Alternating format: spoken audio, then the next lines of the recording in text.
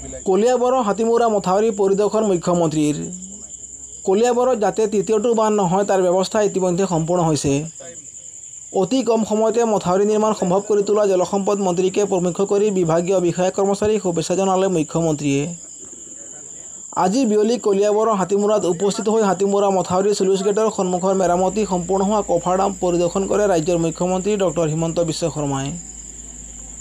যোৱা জুলাই মাহৰ 2 তাৰিখে কলংমুখৰ নৱনিৰ্মিত স্লুইচ গেটৰ কাষৰ মথাউৰি ছিগি প্ৰলয়ংকাৰী বানৰ সৃষ্টি হৈছিল। স্লুইচ গেটৰ সন্মুখৰ কফাৰডাম কাটি দিয়াৰ ফলতে ব্ৰহ্মপুত্ৰৰে সংলগ্ন নলাৰে কলঙৰ বুকু ব্ৰহ্মপুত্ৰৰ পানীৰে উফন্দি পৰাৰ ফলতেই বানৰ সৃষ্টি হৈছিল। 2 জুলাইৰ নিশা মুখ্যমন্ত্ৰীয়ে ছিগা মথাউৰিত উপস্থিত হৈ পৰিস্থিতিৰ বুজ লোৱাৰ পাছত আজি দ্বিতীয়বাৰ হাতীমুৰা পৰিদৰ্শন কৰি পৰিস্থিতিৰ বুজ লয়।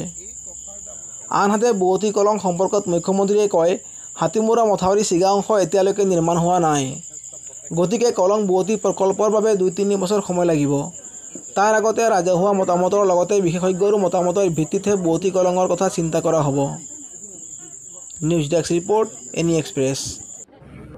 আমাৰ অসমত যি বানপানী আহিছিলে সেই বানপানীত প্ৰায় 4টা মথাউৰি জলসম্পদ বিভাগৰ 4টা মথাউৰি ভাঙিছিলে। এটা মাজুলীত, এটা টেঙাখাট দুলীয়াজানত, আনটো বোকাখাটত আৰু চতুৰ্থটো এই হাতীমুৰীয়া যিটো আমাৰ বান আছে সেই বানটো আমাৰ ভাঙিছিলে।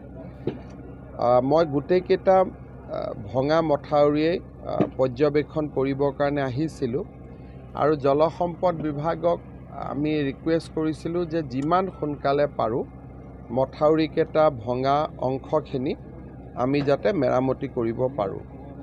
জলসম্পদ বিভাগে এক অভিলেখ সময়ত আগত কেতিয়াও অসমত হোৱা নাই, মাজুলী, টেঙাখাট, চিপাজাৰ, বংকুৱাল, বোকাখাট আৰু আমাৰ এই হাতীমুৰীয়া বান, এই গোটেই বানকেইটা ৰেকৰ্ড সময়ত তেওঁলোকে নিৰ্মাণ কৰি উলিয়াবলৈ সক্ষম হ'ল। মই জলসম্পদ বিভাগক ধন্যবাদ জনাইছোঁ আৰু অসমত আগতে এই ধৰণৰ কাম কেতিয়াও হোৱা নাছিল। মই ভাবোঁ যে ই ৰাইজক কিবা কাৰণত যদি তৃতীয় বানপানী এটাও আহে বা তৃতীয় ৱেভ এটা আহে তাৰ পৰা ৰক্ষা কৰিব আৰু ইমিডিয়েটলি স্বাভাৱিক জীৱন যাত্ৰালৈ ঘূৰি যোৱাত সহায় কৰিব। মই জলসম্পদ বিভাগৰ মন্ত্ৰী পীযুষ হাজৰিকা তেওঁৰ এণ্টায়াৰ টীমটোক মই ধন্যবাদ জনাইছোঁ আৰু বানপানীৰ পিছত যি ক্ষিপ্ৰতাৰে আমাৰ প্ৰভাৱিত ৰাইজক সেৱা কৰাৰ বাবে আমাৰ স্থানীয় বিধায়ক মন্ত্ৰী কেশৱ মহন্ত ডাঙৰীয়াই এটা নেতৃত্ব ল'লে, তাৰ বাবে মই তেখেতকো ধন্যবাদ জনাইছোঁ। এই প্ৰকল্পটো কিমান দূৰ সম্ভৱ হয় তাক আমি এবাৰ ৰাইজৰ লগতো কথা পাতিব লাগিব আৰু বিশেষজ্ঞৰ লগতো কথা পাতিব লাগিব। কাৰণ আমি যদি ইয়াত আকৌ এবাৰ কলং উজ্জীৱিত কৰোঁ আৰু যদি তৃতীয়বাৰৰ কাৰণে কিবা কাৰণত মথাউৰি ভাঙে ৰাইজেও আমাক ক্ষমা নকৰিব। গতিকে আমি ৰাইজৰ লগত আনহাতে এটা নদীক জীৱন দিয়াটো এটা ডাঙৰ কাম। গতিকে ৰাইজৰ লগত পুংখানুপুংখভাৱে আলোচনা কৰিহে এই ক্ষেত্ৰত আমি ভৱিষ্যতে সিদ্ধান্ত ল'ব লাগিব। কিন্তু অহা 1-2 বছৰ আমি একোৱেই কৰিব নোৱাৰোঁ, কাৰণ মথাউৰিটো ষ্টেবিলাইজ কৰিব লাগিব। এতিয়া মথাউৰিটোত বহুত কাম আছে।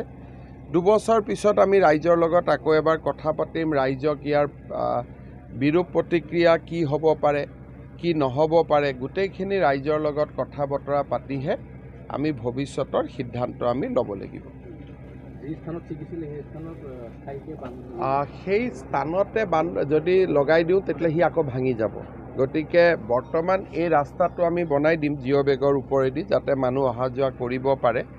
সাময়িকভাৱে ৰাস্তাটো লগাই দিব পৰা যাব, যিহেতু কফাৰ বানটো আছে, গতিকে সেইটো প্ৰটেক্ট হৈ থাকিব। কিন্তু পাৰ্মানেণ্ট চলিউশ্যনটোৰ কাৰণে আমি অকণমান বিশেষজ্ঞৰ লগত কথা পাতি ল'ম।